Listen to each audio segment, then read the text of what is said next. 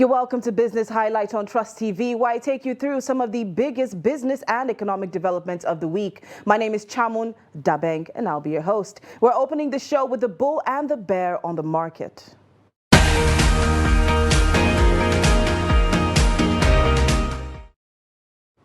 Well, as the benchmark all-share index ASI appreciated by 6 basis points, the NGX closed on a positive note amid sell-offs and buy interests. The NGX ASI closed at 53,201.38 points, reflecting a 6% growth from the previous trading day and a 24.55% year-to-date return. While this was happening, the market capitalization increased by 16.52 billion naira.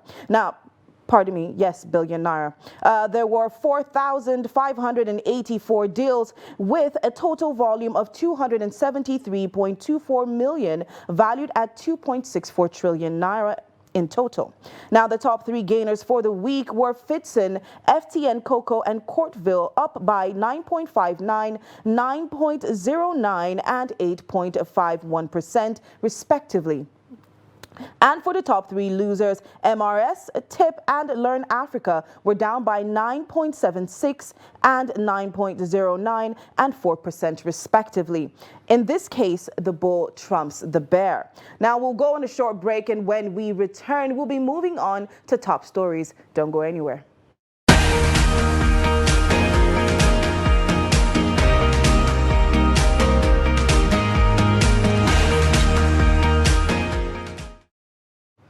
You're welcome back to the show, and once again, my name is Chamun Dabeng, and it's time for Top Stories.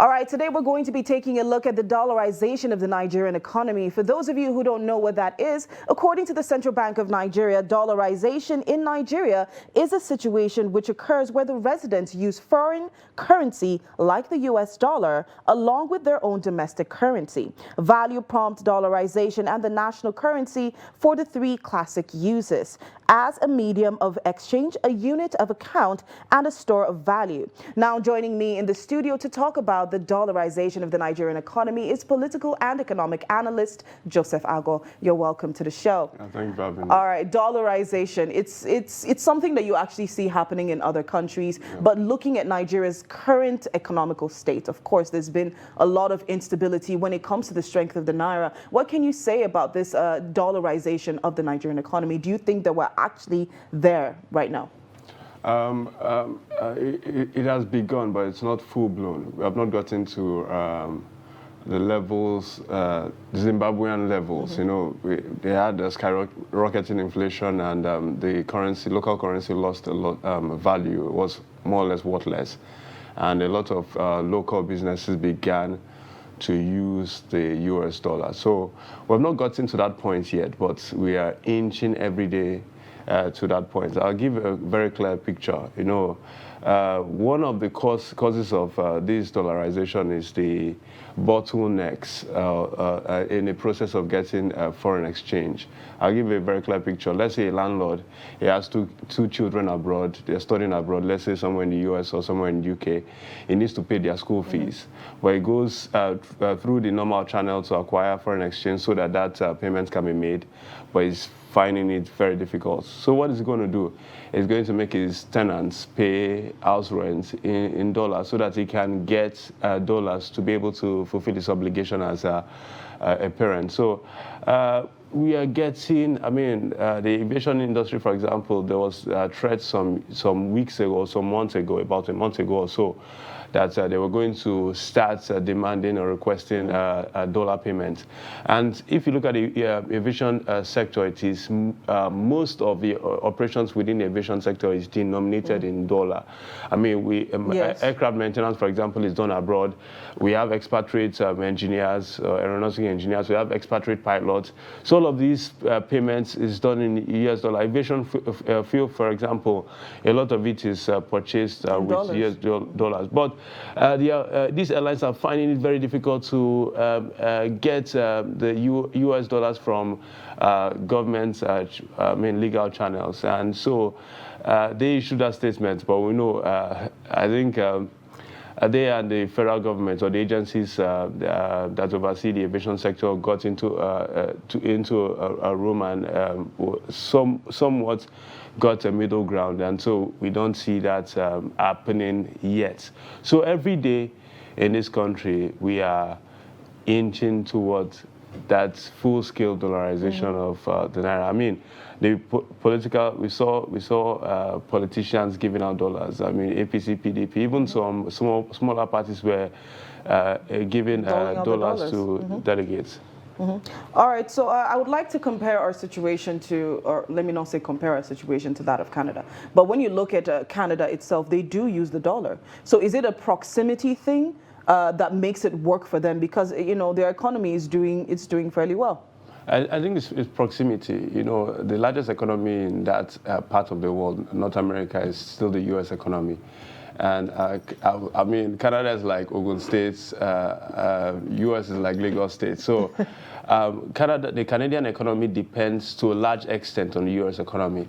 So dollarization is, I mean, to a very large extent is, it's inevitable. So it's proximity and the fact that there is that very obvious economic dependence, the way of direction of the United States. All right. We spoke to Dr. Hussaini Mohammed, and he gave us some insights into dollarization. Let's take a look. Since the 1980s, the US dollar has gradually displaced the naira as the legal means of exchange in Nigeria.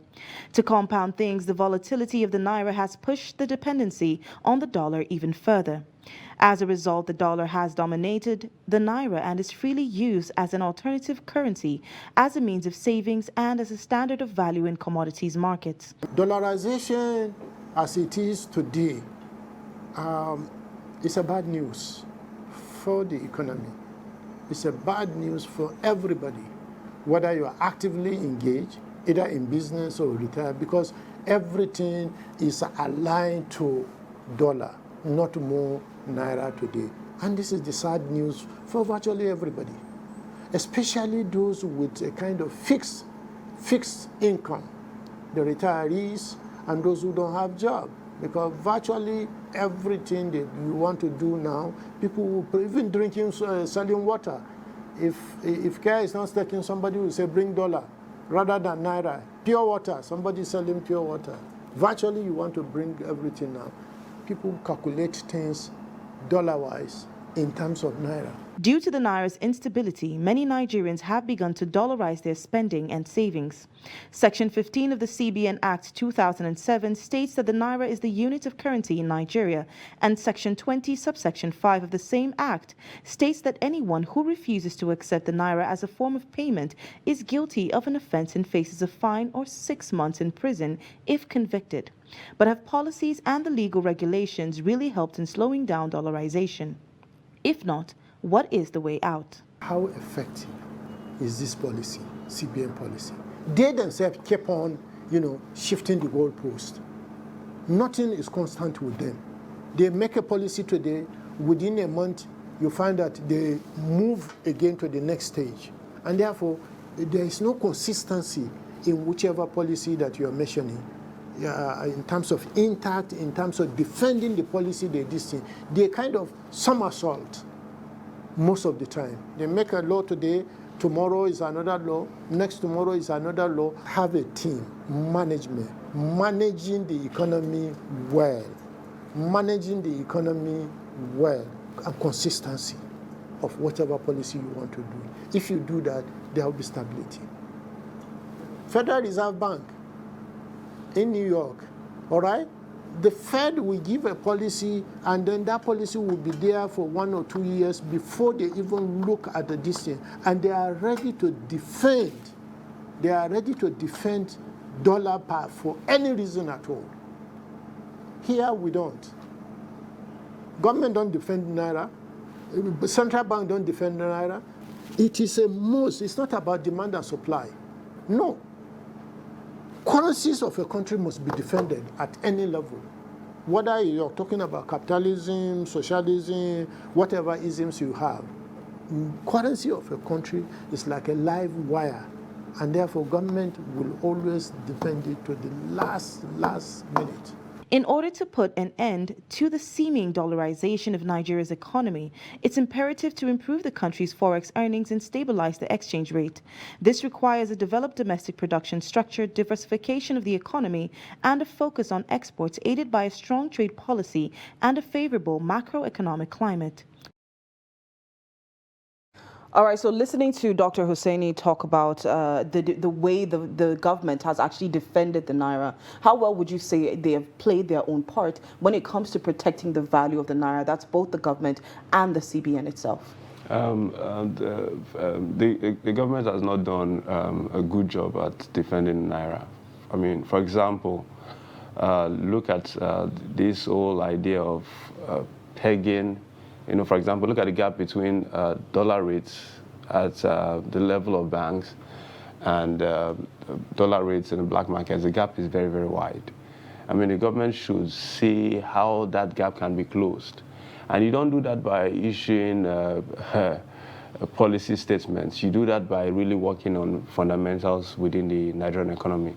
I mean, for example, crude oil, we export crude and we import petrol and diesel and the rest.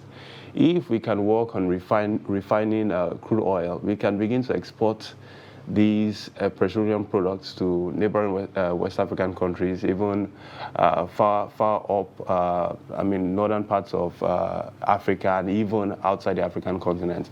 And that will bring in a lot of forex for the country. So the government really has not done so much. It's just cosmetics, a cosmetic approach to really defending the value of the Naira. All right, we'll take a short break, and when we get back, we're going to be moving on to Story of the Week. Don't go anywhere.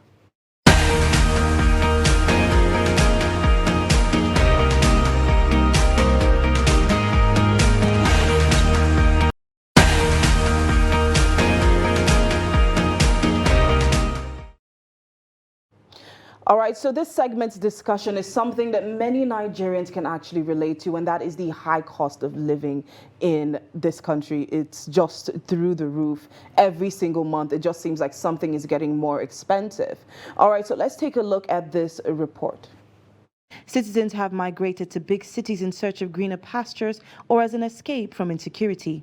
But they are confronted by astronomical costs of feeding, transportation, and rent, which they cannot afford. Per se, Federal Capital Territory, I think things are going higher.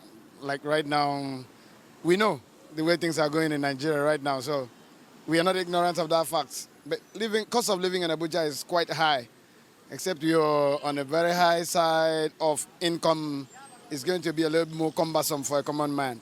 It's just an appeal to have a rethink and some more helping hands, more inventions and everything, whatever they can do to help the poor masses so as to maybe bring down the rate of crime in the whole place. Else, I think some places is getting out of hand. Look at how much is being paid to a worker as a civil servant. Compare with what we buy in the market. You cannot. There's nothing to write home about. That's what I'm saying. Imagine somebody that has been paid 70,000 a month. Talk about transportation, take up about accommodation, take about the food you buy.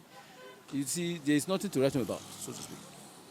So government should do something about it so that things will be well and go well with the people. The government should set up a task force to make sure they reduce the price of commodity, commensurate with what they have been paid. And again, if they want the cost of living of every commodity to be high, they should increase the salary of workers. That is where it's able to, the citizens will be able to cope up with the situation. At least we're trying from hand to mouth, because I've not really saved since I moved into Abuja. Just trying to stock my stomach first before any other thing. Everything should go back to normal, how we used to be before, on low prices, because things are really high and it keeps getting high every day. The high price of commodities, rent, coupled with low wages and unemployment, have made things much more difficult for families. Actually, it's not easy, especially as a widow. In a widowhood where I am right now, it's not easy for me, but I'm trying my best. The little I got, we eat it like that. We manage ourselves, and I tell my children that you don't need to be taking tea or bread, whatever we see, rice, anything, we manage it like that. I cannot kill myself. I've tried. So, but that is just what I have to say. The country, which they should just look at what the masses are crying for, so that the crime will still reduce. As more people move to big cities, what will the effects be? Economist Dr. Emeka Okengo speaks on the matter and also speaks on the issue of high cost of rent. What are the consequences? Okay, overstressed infrastructure, of course, you know. All right, the infrastructure is stretched to its breaking points. All right, and again, the flip side of overstretched infrastructure is that those who are now able to give social services now begin to now also look at demand, okay, as a primary consideration in fixing prices. So what you now have is a mess. I mean, it doesn't make any sense. It does not make any sense that in a country that's just come out of recession, come out of COVID, you know, people are telling you to pay millions and billions to live in a house that's not maintained, that has nothing. It just does not make sense. I mean, a typical 4-bedroom duplex would cost about 4.5 million a year. Who can afford that? That's madness. One room in some areas, you know, will be costing 1.5 million. Okay, now it is also the failure of our social legislation. Okay, it's also the failure of social responsibility of government, because remember that one of it, or the 3 cardinal things that government owes everybody, is food, housing. Okay, people must be housed, because that's the first, that's where, you know, that's that point where you can be able to put yourself together. The moment you are houseless, okay, nothing else matters. You're just simply as mental as a person who lives in the streets. So housing is very critical to sanity. There's no law that regulates, you know, even the prices. A landlord can wake up in the morning and write to you and say, okay, my house is now 10 million. You don't want, leave. And they say to you, oh, because it is very expensive, it's taking cost of your building materials. Did you build a house? What about those they built 20, 30 years ago? So it is that failure of legislation that's also creating the problem. Nigerians are calling out to the government to provide some succor to their difficult situations. All right, so what do you think about the responses from Nigerian citizens? Very important points. The first is that income is static, even in the private sector. Cost of everything else is ballooning, and the reason is a lot of what we consume is largely imported, or the input to producing what we consume is largely imported. And I mean, dollar is the currency for international trade. And we see Naira shooting up. So the cost would generally go up. And people would need to make the difference, and hence the high cost of goods and services. All right, so the issue of urban migration was definitely brought up in the report, pardon me, where we have a lot of people running into the larger cities. It could be for any reason. It could be, you know, greener pastures. It could be because of insecurity, as we know is a major issue within the country as it is. Now, for cities that are now receiving this influx of people, how can they cope? Because it's, you know, their infrastructure, their resources are all being stretched. I think we need to look at mortgage financing and refinancing. You know, the government really needs to put a lot of money in. I mean, like what we, I mean, we need to have something like an infrastructural bill, like an omnibus bill that really goes to taking care of housing, transportation. For example, let's say Abuja, for example, what can be done? I mean, there are several things that can be done. The first is, I mean, go around Abuja, there are uncompleted buildings. Mm-hmm. The problem with this completed building is mortgage financing and refinancing. A lot of people began these building projects and they can't continue because they don't have the much needed resources to really continue that project. And so that has added to our housing deficit. The second point is a lot of, you know, you have what I call bedroom communities. It's a Marabanya. People, I mean, they flood into town in the mornings, then go back to these places in the night. So these are bedroom communities. We really need to look at how low-cost housing projects can really take off in these places. Then, together with that, invest in transportation. So you don't have to live in town to really, and the basic amenities like banks, for example. I'll give an example, Lokogoma. Lokogoma, if you go to Lokogoma, there are no banks in Lokogoma. I mean, if somebody wants to transact, you need to come to town to really, if, for example, he or she has issues with their bank, they will need to come to town to get sorted out. Even ATMs, very, very scarce. It's POS that fills in that gap. So these amenities need to be provided. Hospitals, transportation is very key. So how can somebody living in a bedroom community, let's say like Marabanyanya or Kubwa, get into town, let's say in 10 minutes? I mean, it's not rocket science. We can invest in monorails. We can see how investments can go into public transportation to discourage people from using their cars. I mean, the UK, for example, I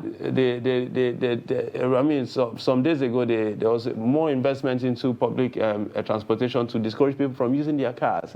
But in Nigeria, we don't see that happening. So we need to really take steps. I mean, people are living on the streets. People are living in their shops. People are living in those uncompleted buildings. I mean, people are even sleeping on the road. I mean, you go some very busy, popular streets in Abuja. You see people lying and taking a nap under a tree by the road. So we really need to have investments going to infrastructure, and that will certainly raise the standard of living and in turn offset the cost of living. Well, on that note, we have to wrap up the show because we run out of time. So I'd like to thank my guests in the studio. Thank you so much, Mr. Joseph, for being a part of the show. And to our viewers out there, thank you so much for watching. Please do well to follow us on all our social media platforms. You can find us on YouTube, Instagram, Facebook, TikTok, you name it. I'm very sure we're there. Just look us up at Trust TV News. Well, my name is Chamun Dabeng, signing out.